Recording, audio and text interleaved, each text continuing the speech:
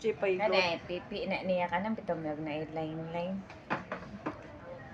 Manay ang paa. Wa mo siya nagbika ka. Manay ang paa. Manay ang paa. So, wa siya nagbika pa. Okay, Dok. Pero kani, marag na line, kiki na niya. Okay, klaro na. Sure na, 100%. Susuhi siya, Dok, ipahilot. Ayun. Dili lang. Hindi mo gapahilot sa mga baby kay mabuntog mo. Kapag na may tuyokon kang kakabalo sa kapadong tuyok. Sa maipit na isang madlock. Sige, Dok.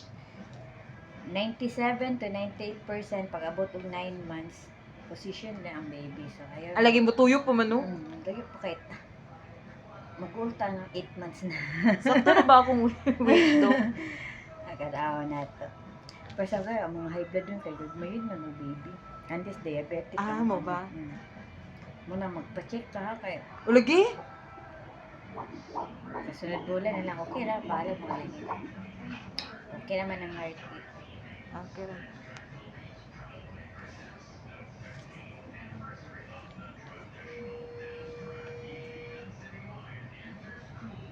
Basta bitaw, masubrahan ko walking, Dok, kayo. Murang mag-spot.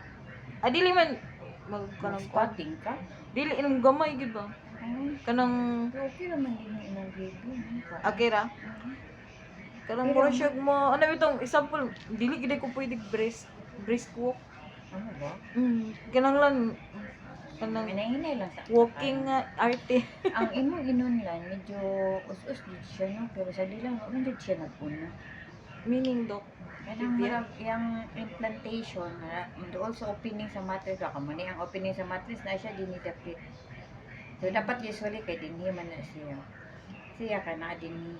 So, naitindi siya, dali na siya matandong. So dili, norm? Okay. Dili na siya nindot kay, dali na ka madulo. Umudi ay. Ayun.